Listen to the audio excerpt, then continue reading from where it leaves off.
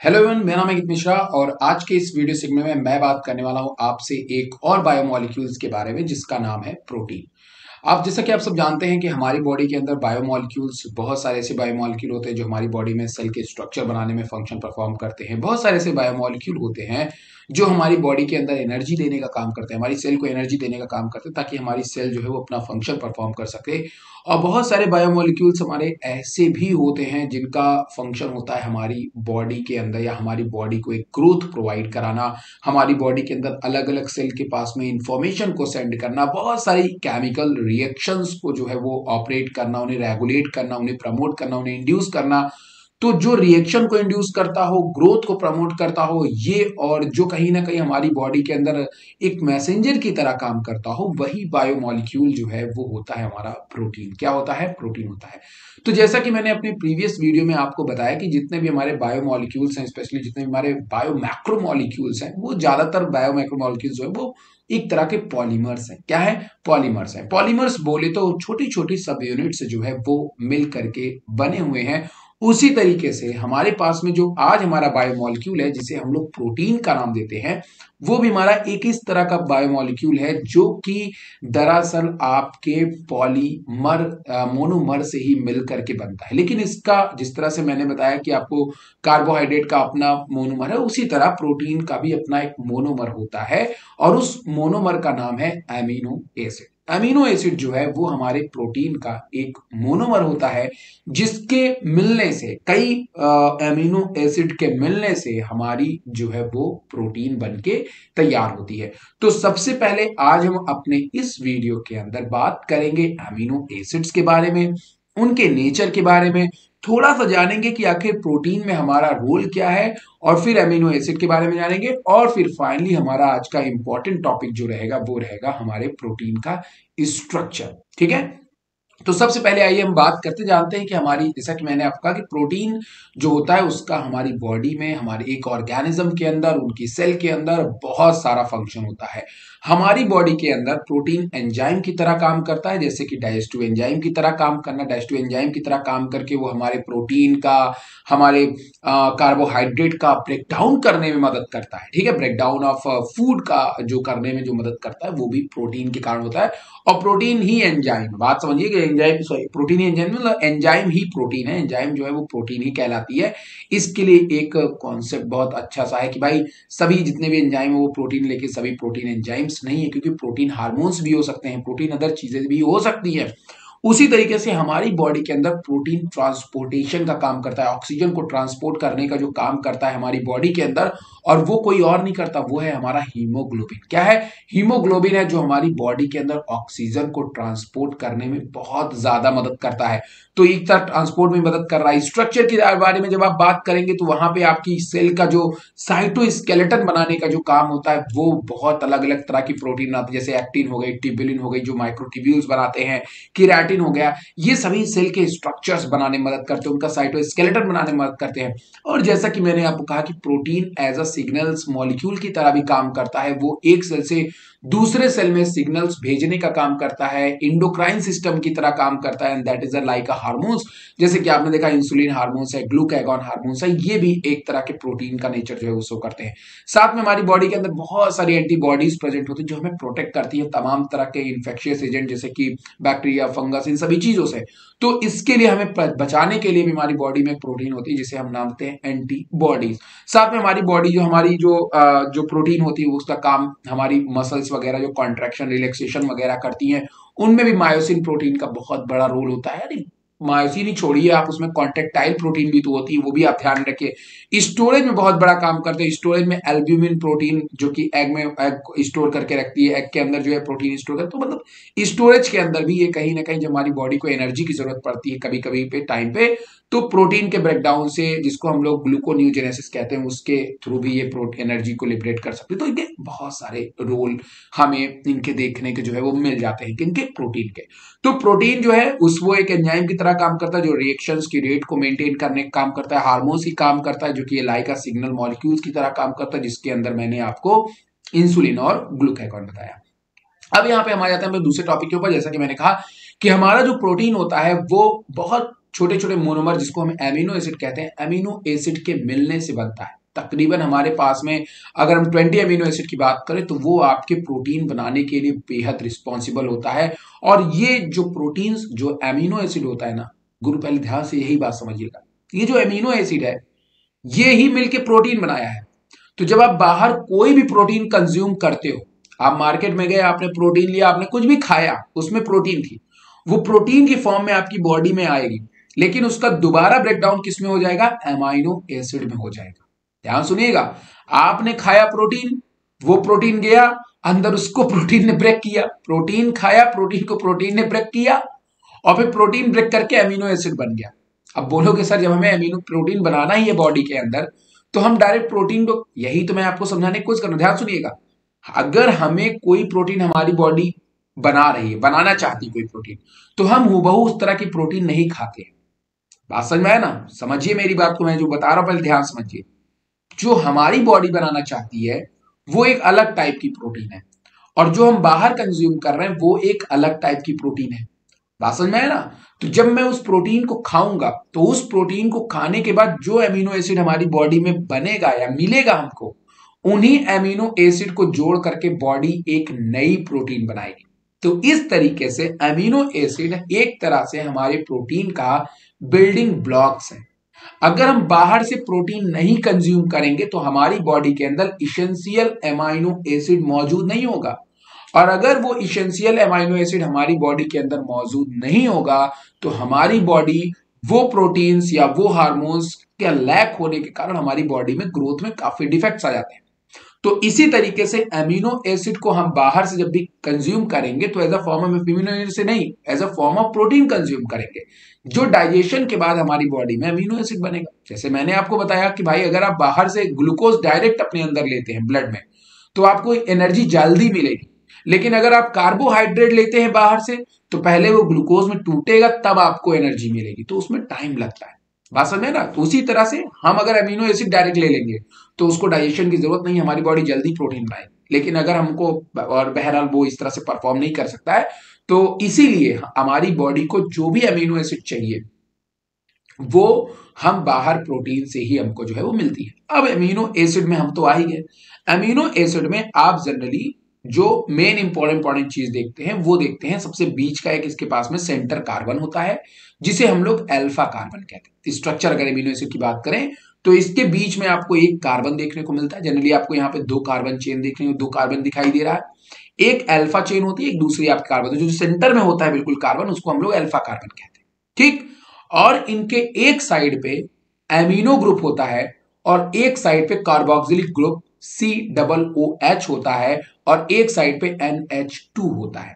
याद रखिएगा, इनके एक साइड पे आपको देखने को मिलेगा एमिनो ग्रुप और एक साइड पे आपको देखने को मिलेगा कार्बोक्सिलिक ग्रुप। जब ये चेन बनाती है ना एमिनो एसिड अपनी, तो इन्हीं कार्बोक्सिलिक और एमिनो एसिड के एमिनो ग्रुप के बीच में बॉन्डिंग आपको देखने को मिलती है और इससे एमिनो एसिड जुड़ जुड़ करके एक पेप्टाइड बॉन्ड बनाते हैं।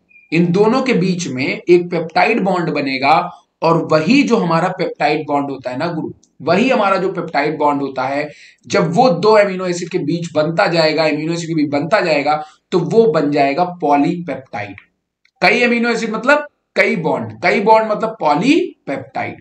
और जब कई पॉलीपेप्टाइड बन जाता है कई एमिनो एसिड के साथ में, 20 एमिनो एसिड के साथ में, तो हम इसी चीज को प्रोटीन का नाम देते हैं। किसका नाम देते हैं गुरु? प्रोटीन का नाम देते हैं। तो अब आपको कॉन्सेप्ट समझ में आया?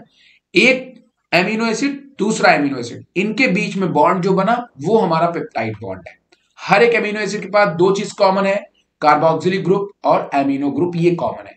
बाकी जो आर साइड चेन है ये बदलता रहता है, ये अलग अलग एमिनो एसिड के अंदर आपको अलग अलग तरह का देखने को मिल जाता है, जिसके कारण अमीनो एसिड का नेचर चेंज हो जाता है, जिसके कारण अमीनो एसिड जो है कई तरह के, आप 20 अलग अलग तरह के अमीनो एसिड देखते हैं, उनमें कुछ चीजें काफी कॉमन होती है, जैसे कि मैंने कहा उनमें अमीनो ग्रुप और कार्बोक्सिलिक ग्रुप रहेगा। लेकिन हाँ, जो आर साइड चेन है वो हमें अमीनो एसिड के अंदर जो है वो देखने को अलग अलग मिल सकती है। एमिनो एसिड जो होता है वो काफी अपने जो स्ट्रक्चर होते हैं वो काफी हद तक दूसरे एमिनो एसिड शेयर करते हैं। अल्फा कार्बन भी होगा उसमें, बाकी कार्बन भी होगा, सब कुछ सेम रहेगा, लेकिन काफी हद तक आर चेन जो होगा वो एमिनो एसिड के अंदर आपको अलग देखने को मिलता है। ठीक है, अब जो आपका एमिनो एसिड होता है, ध्यान सुनिएगा बेटा, जो आपका एमिनो एसिड होता है वो एक तरह का ज्यूटरायन शो करता है। क्या शो करता है? ज्यूटरायन शो करता है बेटा। वो एक एग्जांपल है ज्यूटरायन का, क्योंकि आपके एनसीईआरटी में ज्यूटरायन मेंशन, इसलिए मैं भी आपको बता रहा हूं। अब आप बोलोगे सर ये ज्यूटरायन क्या था? ऐसे कंपाउंड या ऐसे मॉलिक्यूल्स जिसके अंदर आपको पॉजिटिव और नेगेटिव दोनों चार्जेस देखने को मिले इक्वल अमाउंट में, तो इस तरह के आयन को हम लोग जनरली क्या बोलते हैं? ऐसी चीज को हम लोग जनरली ज्यूटरायन कहते हैं। अब यहां पे दो ग्रुप है, एक तो आपको बताया एमिनो ग्रुप है, एक आपको बताया कार्बोक्सिलिक ग्रुप है। एक ग्रुप पॉजिटिव शो कर रहा है और एक ग्रुप नेगेटिव। NH2 जो है वो हमारा पॉजिटिव ग्रुप शो कर रहा है और कार्बोक्सिलिक जो है वो हमारा नेगेटिव आयन शो कर रहा है। तो इस तरीके से अगर आप अमीनो एसिड को देखिए तो उसके पास कार्बोक्सिलिक भी है और उसके पास भी अमीनो ग्रुप है। तो अमोनियम जो ग्रुप है इसका वो आपका पॉजिटिव शो कर रहा है और जो कार्बोक्सिलिक है वो वाला इसका नेगेटिव शो कर रहा है। तो इस तरीके से हम इस बात को मानते हैं कि भैया ये एक तरह का ज्यूटरायन है। अब इस ज्यूटरायन को आपको समझना ये है कि अगर मैं इनके नेचर में चेंज करूंगा, अगर मैं इनके पीएच वैल्यू को ऊपर नीचे करूंगा, तो ये कभी OH रिलीज करेंगे, कभी हाइड्रोजन आयन रिलीज करेंगे, जिसके बेसिस पे हम इनको बता सकते हैं भाई ये कैसी प्रॉपर्टी शो करते हैं, एसिडिक प्रॉपर्टी शो करते हैं, बेसिक प्रॉपर्टी शो करते हैं, ये पॉजिटिव चार्ज वाले होते हैं, नेगेटिव चार्ज होते हैं। बात समझ में है ना? मतलब हम इनके अपने अगल बगल के इन्वायरमेंट को बदल दे अगर, तो हम ज्यूटर आयन के नेचर को भी, अमीनो एसिड के नेचर को भी चेंज कर सकते हैं। लेकिन एक ऐसा पीएच होता है जिसमें ये एमिनो एसिड के बीच का जो पूरा चार्ज है वो बिल्कुल न्यूट्रल होता है। इस तरह के पॉइंट को बेटा हम लोग आइसो इलेक्ट्रिकल पॉइंट कहते हैं। जिस पॉइंट पे या जिस वैल्यू के ऊपर आपके एमिनो एसिड बिल्कुल न्यूट्रल चार्ज हो जाए, मतलब वो पीएच वैल्यू जिसपे आपके एमिनो एसिड का चार्ज बिल्कुल न्यूट्रल हो जाए, इस तरह के चार्ज को ही हम लोग आइसो इलेक्ट्रिक पॉइंट के नाम से जो है वो जानते हैं। ठीक है, that is iso electric, that is PI से भी हम इसको रिप्रेजेंट कर सकते हैं। तो ये आप अपने हिसाब से समझ लीजिएगा, ठीक है ना।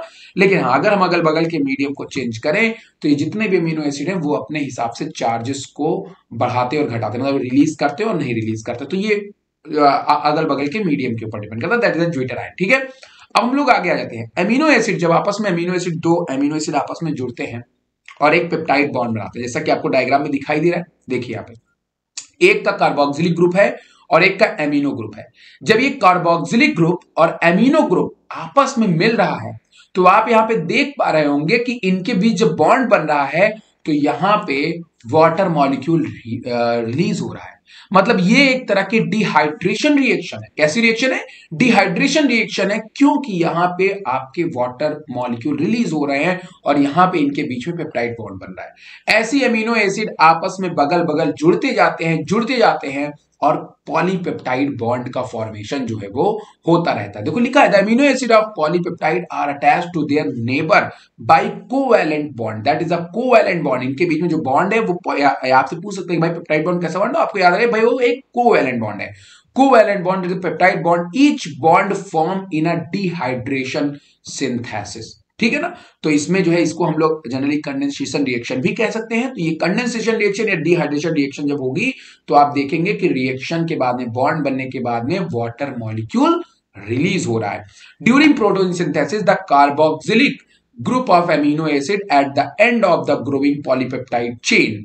ठीक है, जब पॉलीपेप्टाइड चेन का जब एंड होगा, मतलब जैसे देखो यहाँ पे, यहां शुरुआत हुआ एक पॉइंट और अंत यहां पे होगा, तो जहां से शुरू होगा वहां हमेशा एमिनो ग्रुप होगा, एमिनो ग्रुप होगा, डायग्राम में देखिए।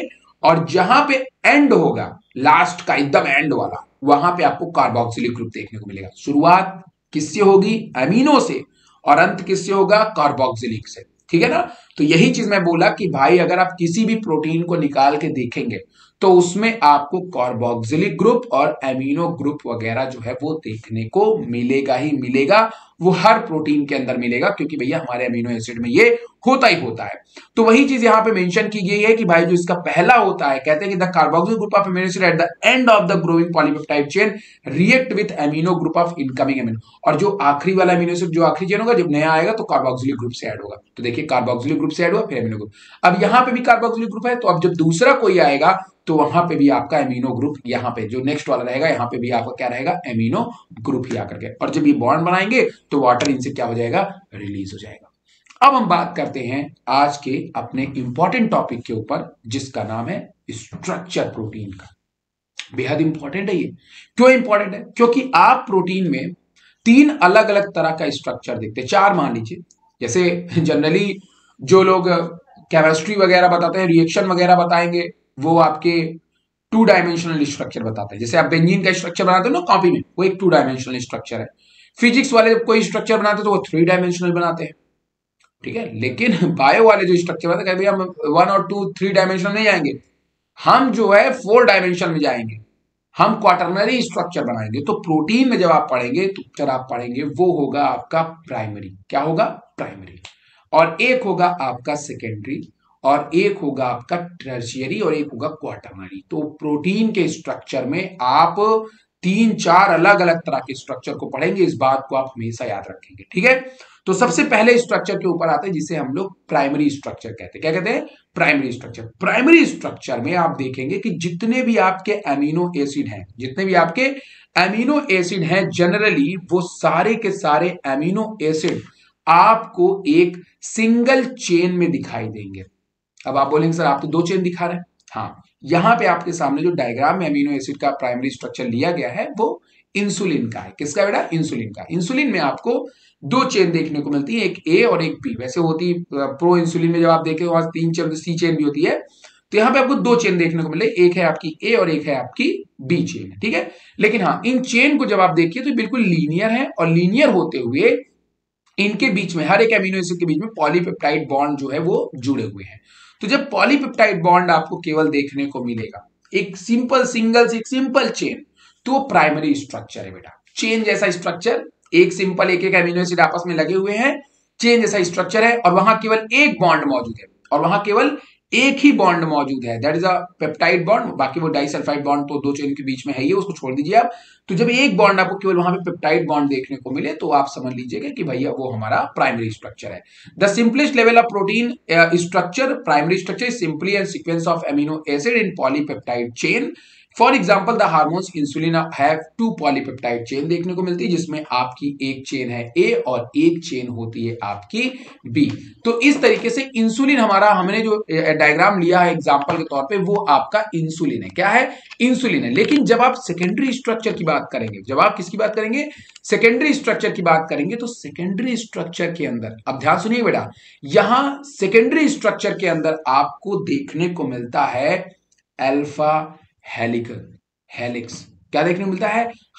अल्फा हेलिक्स और बीटा प्लीटेड शीट। फिर सुन लीजिएगा बेटा, अभी तक आपने जो स्ट्रक्चर देखा अमीनो एसिड का, वो प्राइमरी था। प्राइमरी में नॉर्मली अमीनो एसिड ऐसे जुड़ते चले जाएंगे लाइन से, और आपका प्राइमरी स्ट्रक्चर बन जाएगा, ठीक है। लेकिन in the case of secondary structure, यहां पे आप कुछ नए बॉन्ड ऐड होंगे, यहां पे कुछ नए बॉन्ड ऐड होते हैं, मतलब यहां आपको कुछ नए बॉन्ड बनते हुए दिखाई देंगे। और ये नया बॉन्ड जिनके बीच में बनता है, वो बनता है एक अमीनो एसिड के कार्बोक्सिलिक ग्रुप के ऑक्सीजन से और दूसरे के हाइड्रोजन से। तो ध्यान रखिएगा कि अल्फा हेलिक्स में एक तो बॉन्ड आपका बना, देखिए ध्यान समझिएगा बेटा। The most type of secondary structure are the alpha helix and beta pleated sheet. Alpha helix and beta pleated sheet, 2 तरह से आपको हेलिक्स के स्ट्रक्चर, जो सेकेंडरी स्ट्रक्चर में 2 स्ट्रक्चर देखने को मिलता है, एक अल्फा हेलिक्स और एक बीटा प्लीटेड देखने को मिलता है। तो आप कैसे डिफाइन करेंगे कौन सा अल्फा हेलिक्स है और कौन सा बीटा प्लीटेड है? तो लिखा है both structure are held in shape by hydrogen bond, और इनके बीच में, अब समझिए बेटा, अभी तक आपने कौन सा बॉन्ड केवल देखा था? अभी आपने देखा था कि भैया 2 आपके अमीनो एसिड के बीच में कौन से बॉन्ड बनते हैं? पेप्टाइड बॉन्ड बनते हैं। लेकिन अब यहां पे आपको डायग्राम को देखिए बहुत अच्छी तरह बेटा, यहां पे अब 2 नए बॉन्ड देखने को मिल रहा है। यहां पे एक नया बॉन्ड देखने को मिला जो 2 चेन से, दोनों में, मतलब चेन एक ही है, चेन याद रखिएगा, चेन एक ही है बेटा, ठीक है। इसको 2 चेन मत समझ लीजिएगा, ये एक ही चेन थी। लेकिन इस एक चेन में, इस एक चेन में जो पहले पेप्टाइड केवल बॉन्ड बना हुआ था, ये वाला जो आप देख रहे हैं पेप्टाइड बॉन्ड जो केवल और केवल बना हुआ था, अब यहां पे एक नया बॉन्ड बन रहा है।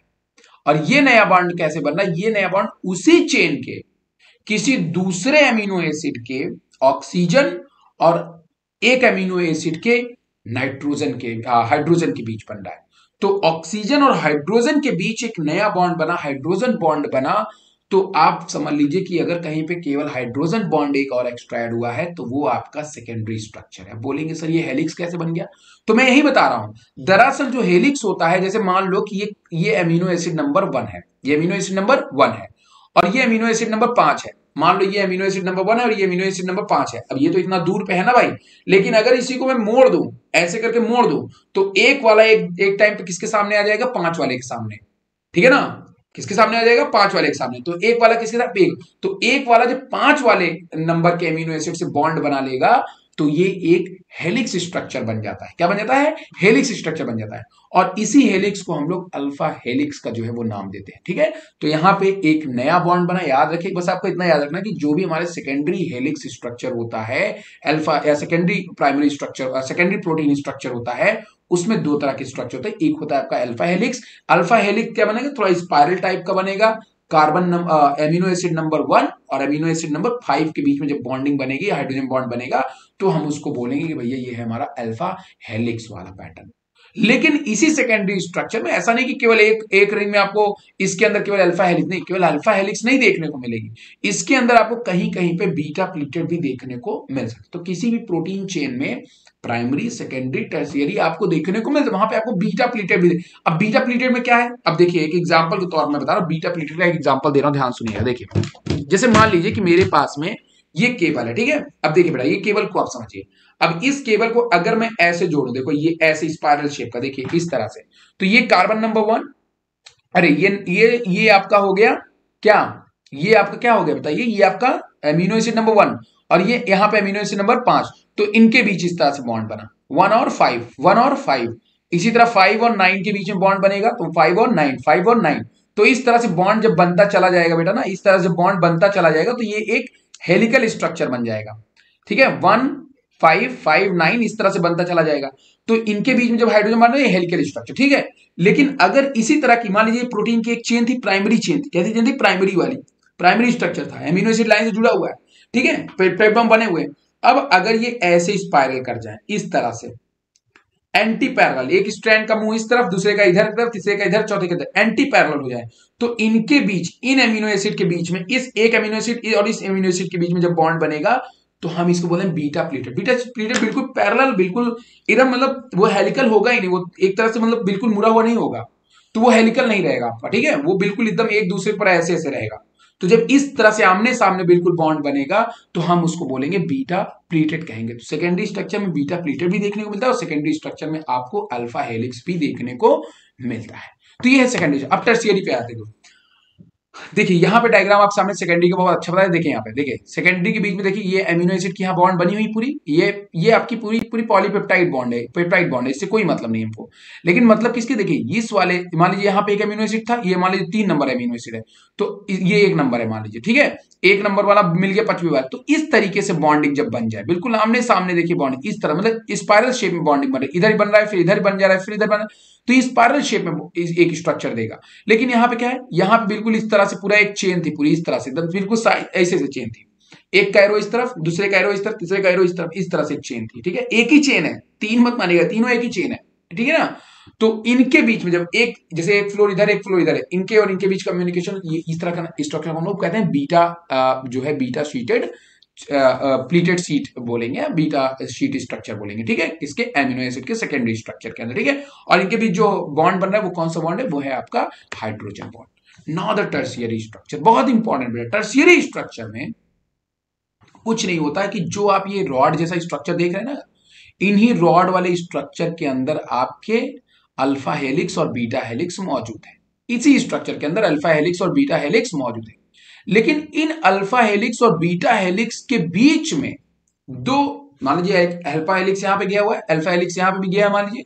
अब अल्फा हेलिक्स और बीटा हेलिक्स में तो बहुत सारे अमीनो एसिड हैं, लेकिन जब दो अमीनो एसिड की चेन के बीच में आपस में ऐसे पास पास में आ जाए जहां पे आयनिक बॉन्ड का फॉर्मेशन हो जाए, टर्शियरी स्ट्रक्चर थोड़ा और कंडेंस होता है। और ये 3D स्ट्रक्चर है, ये थोड़ा और कंडेंस होता है। क्या होता है, थोड़ा कंडेंस और, जैसे भाई चेन तो हमने बनाया, मान ली खूब लंबी चेन थी, लेकिन अब वो और पास पास आए, उनके बीच में आयनिक बॉन्ड बन गए। क्या बन गए, आयनिक बॉन्ड बन गए।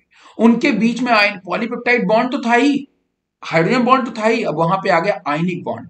हाइड्रोजन बॉन्ड था ही, उनके बीच में बन गया डाइसल्फाइड बॉन्ड, उनके बीच में हाइड्रोफोबिक इंट्रैक्शन हो गया। जब इतने सारे बॉन्ड जब एक साथ बने, तब ये जाकर के इन्होंने स्ट्रक्चर बना लिया टर्शियरी स्ट्रक्चर। और आर ग्रुप, यहां पे जो आपका आर ग्रुप होता है उनके बीच में इंट्रैक्शन होगा। उनके बीच में इंट्रैक्शन जब होगा तो उसमें आपके हाइड्रोजन बॉन्ड भी होंगे, आयनिक बॉन्ड भी होंगे, डाइपोल इंट्रैक्शंस भी होगा, हाइड्रोफोबिक बॉन्ड भी होंगे। तो इस तरीके से जो आपका स्ट्रक्चर बनेगा वो आपका टर्शियरी बनेगा। ठीक है। नाउ द लास्ट जो स्ट्रक्चर आपका है वो है आपका क्वाटरनरी स्ट्रक्चर। क्वाटरनरी स्ट्रक्चर में आप जैसा कि जानते हैं कि हमारा प्रोटीन कभी भी एक नेचर या एक जैसी प्रोटीन या एक जैसे अमीनो एसिड से नहीं बना होता। प्रोटीन एक हेटेरोपॉलीमर है। क्या है? एक हेटेरोपॉलीमर है। और अगर प्रोटीन एक हेटेरोपॉलीमर है, इसका मतलब वो अलग अलग तरह के अमीनो एसिड से मिलकर के बना हुआ है। तो अलग अलग तरह के अमीनो एसिड से मिलकर भले वो बनेगा, लेकिन कभी कभी वो प्रोटीन एक कॉमन टाइप का बनाएगा। जैसे एक एग्जांपल तो आप मान लीजिए हीमोग्लोबिन है। अब हीमोग्लोबिन आपको देखने में ऊपर से तो लग रहा है भाई हीमोग्लोबिन, हाँ भाई हीमोग्लोबिन एक प्रोटीन है। नहीं, ये हीमोग्लोबिन जो है वो एक कॉम्प्लेक्स प्रोटीन है, जबकि वो कई छोटी छोटी सब यूनिट से मिल करके बना हुआ है। तो इसीलिए वो जो सब यूनिट्स होती हैं वो एक अलग ग्रुप के अमीनो एसिड से बने, ये एक अलग ग्रुप के अमीनो एसिड से बने, ये एक अलग ग्रुप के अमीनो एसिड से बना है। तो जब इस तरीके के सब यूनिट से मिलकर के कोई एक प्रोटीन बनती है और वो एक अपना स्ट्रक्चर देती है, तो उस स्ट्रक्चर को हम लोग क्वाटरनरी स्ट्रक्चर कहते हैं। देखिए many protein are made up of single polypeptide chain and have only, जैसे एक लाइन बना है, एक चेन है, तो उसको हम एक चेन बोलेंगे भाई, एक पॉलीपेप्टाइड चेन। लेकिन अब मैंने आपको बताया ना कि एक पॉलीपेप्टाइड, दो पॉलीपेप्टाइड, तीन पॉलीपेप्टाइड, चार पॉलीपेप्टाइड चेन, अलग अलग चेन से अलग अलग तरह के प्रोटीन नहीं, तो इसी और ये सब मिलकर के एक प्रोटीन बना ले, ये सब जुड़ करके एक प्रोटीन बना ले। जैसे यहां पे देखिए, ध्यान दीजिए, ये मान लीजिए एक प्रोटीन है, ये मान लीजिए आपका दूसरा प्रोटीन है, ये मान लीजिए आपका तीसरा प्रोटीन है। अब ये सारे के सारे प्रोटीन तो हैं, ये सारे के सारे प्रोटीन तो हैं, ये सारे के सारे प्रोटीन तो हैं। पहली चीज ये भी है, इसकी अपनी एक अलग पॉलीपेप्टाइड चेन है, इसकी अपनी एक पॉलीपेप्टाइड, इसकी अलग। अब अगर इन तीनों को मैं एक कर दूं, इन तीनों को मैं क्या कर दूं, एक कर दूं, तो एक करने पे क्या हो जाएगा गुरु की अब इन जो प्रोटीन है ये बन गया आपका क्वाटरनरी कॉम्प्लेक्स प्रोटीन बन गया, और एक क्वाटरनरी प्रोटीन बन गया। तो यही चीज यहां पे लिखा हुआ है, they have only 3 level of structure, one we have discuss, however some protein are made up of multiple polypeptide chain also known as subunit. तो भाई ये जो अभी ये एक सब यूनिट हो गई, अगली वाली दूसरी सब यूनिट, और जब ये सारी सब यूनिट्स मिल गई तो इन्होंने एक प्रोटीन बनाया। उन्हीं प्रोटीन को जो है हमने नाम दिया क्वाटरनरी स्ट्रक्चर नाम दिया। ठीक है। अब एक बार क्विक रिवीजन कर लेते हैं, दैट्स इट। उसके बाद हम लोग आज के वीडियो को खत्म करेंगे। थोड़ा सा क्विक रिवीजन यहाँ पे रखेंगे, एक सेकंड रुकिएगा, थोड़ा इसको जूम कर लेते हैं, zoom zoom zoom zoom zoom zoom zoom. हाँ ठीक है, यहां देखिए देखिए प्राइमरी में हमने क्या किया, केवल अमीनो एसिड की चेन रखा, केवल पेप्टाइड बॉन्ड था। सेकेंडरी में हमारा हाइड्रोजन बॉन्ड आ गया, ठीक है ना, इस तरह से इनके बीच में हाइड्रोजन बॉन्ड बनता चला गया, यहाँ यहाँ हाइड्रोजन बॉन्ड का फॉर्मेशन होता चला गया, तो हेलिकल स्ट्रक्चर बन गया। फिर बीटा प्लेटेड में आमने सामने स्ट्रक्चर बॉन्ड फॉर्मेशन हुआ, तो वो हो गया बीटा प्लेटेड शीट बन गई। एंड टर्शियरी स्ट्रक्चर में देखिए ये आपकी अल्फा हेलिक्स बीटा प्लेटेड वगैरह है, लेकिन इनके बीच में बॉन्ड बन गया, कौन कौन सा, आयनिक बॉन्ड बन गया, हाइड्रोजन बॉन्ड तो था ही, सल्फाइड बॉन्ड था ही, और बाकी जितने भी बॉन्ड बन गए, हाइड्रोफोबिक इंटरेक्शन देखने को मिला, तो वो टर्शियरी बन जाएगा। एंड क्वाटरनरी में देखिए ये एक अलग तरह की प्रोटीन है और ये एक अलग तरह की, दोनों का नेचर अलग अलग है, दोनों की पॉलीपेप्टाइड चेन अलग अलग है, लेकिन हाँ साथ में मिलकर के दोनों चारों साथ में दोनों साथ में अलग अलग मिलकर के और एक प्रोटीन बना रही है, दैट इज अ क्वाटरनरी। इसका जीता जाता एग्जाम्पल नेक्स्ट वाला डायग्राम है, यहाँ पे देखिए प्राइमरी है, प्राइमरी के बाद देखिए यहाँ पे ये अब पॉलीपेप्टाइड इनके बीच बना है, लेकिन एक नया बॉन्ड बना, हाइड्रोजन बॉन्ड बन गया ना यहाँ पे, तो इसको हमने नाम दिया कि भैया ये हो गया सेकेंडरी स्ट्रक्चर। यहाँ पे भी देखिए एक पॉलीपेप्टाइड बॉन्ड तो बना हुआ था ऊपर, लेकिन यहाँ पे एक और बॉन्ड बन गया सेकेंडरी स्ट्रक्चर। ठीक है। फिर यहाँ पे देखिए, यहाँ पे ये आपका है टर्शियरी स्ट्रक्चर, कैसा स्ट्रक्चर, टर्शियरी। अब इनके बीच में तो ये एक ही तरह के, अभी तक ये पॉलीपेप्टाइड चेन क्या एक ही तरह के, लेकिन यहाँ पे जो हीमोग्लोबिन प्रोटीन है वो आपकी अल्फा और बीटा दो सब यूनिट से मिलकर बनी है, तो यहाँ पे दो दो प्रोटीन का अपना अलग अलग नेचर होता है, तो इसलिए एक तरह का, और इन्होंने मिलकर के एक हीमोग्लोबिन प्रोटीन बनाई, तो इस तरह हमने इनको नाम दिया quaternary structure. That is right. आज की वीडियो में इतना ही। ऐसी वीडियोस को जानने के लिए चैनल को सब्सक्राइब कर लीजिए, और अगर आप शॉर्ट टर्म में एग्जाम की तैयारी करना चाह रहे हैं, पॉइंट वाइज पढ़ना चाह रहे हैं, नीट की प्रिपरेशन करना चाह रहे हैं, ढेर सारे क्वेश्चन को सॉल्व करना चाह रहे हैं, तो आप मेरी बुक विधान एंड बायोलॉजी को परचेज कर सकते हैं फ्लिपकार्ट और अमेजोन के ऊपर, 12th वाले भी और 11th वाले भी। तब तक के लिए बाय बाय, गुड नाइट, अपना ख्याल रखिएगा, चलता हूं।